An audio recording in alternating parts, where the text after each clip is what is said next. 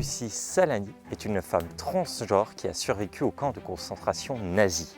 Assignée homme dès sa naissance le 12 août 1924, elle ressent dès son plus jeune âge une profonde incongruité entre son identité de genre et de sexe.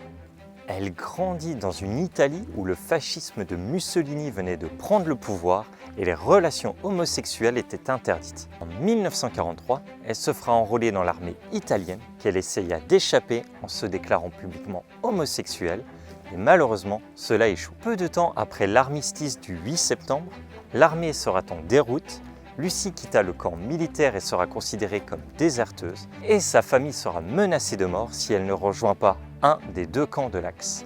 Mais un jour, alors qu'elle était dans un hôtel avec un Allemand, elle se fera arrêter par la police à cause d'un espion.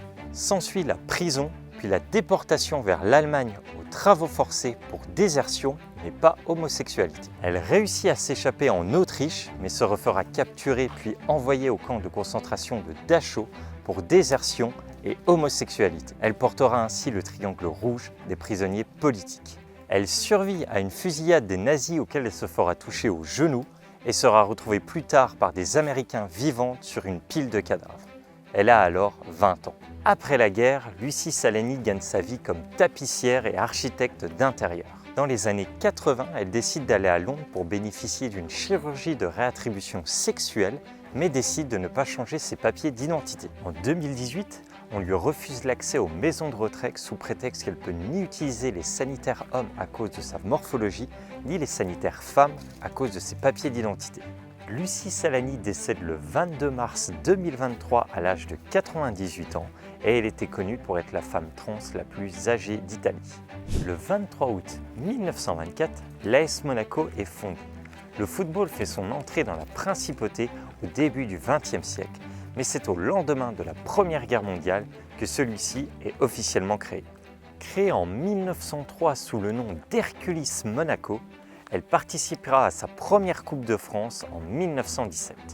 Toutefois, le club du Rocher se fera éliminer au tour préliminaire au championnat national par l'Olympique de Marseille. 5 ans plus tard, l'association Omnisport Sportive intègre le football et l'AS Monaco fut officiellement créé le 23 août 1924. En août 1924 se déroule le Grand Prix de l'Automobile Club de France. La première épreuve a lieu le 2 août 1924. Il s'agit du Grand Prix du tourisme, une épreuve qui réunit 30 participants dans une course d'endurance. Le concept, un conducteur et ses passagers remplacés par des sacs de sable, aucun arrêt moteur, aucun ravitaillement autorisé, et le but est de faire entre 19 et 25 tours sans s'arrêter avec une vitesse moyenne définie par le règlement de la course. Mais l'épreuve lasse très vite les spectateurs. À midi, les participants qui auront surmonté la course qui aura commencé à minuit pourront se voir attribuer une place pour le Grand Prix d'Europe qui aura lieu le lendemain. C'est ainsi que le 3 août 1924 a lieu le Grand Prix d'Europe. 20 véhicules seront alignés sur la ligne de départ pour une course qui peut durer jusqu'à 8 heures, effectuant 35 tours, soit 810 km à bord de leur bolide. La course sera remportée par l'Italien Giuseppe Campari à bord de son Alfa Romeo en 7 heures et 5 minutes et seulement 8 participants termineront les 35 tours dans le temps imparti. Mais bon, pourquoi je vous raconte tout ça? C'était il y a 100 ans.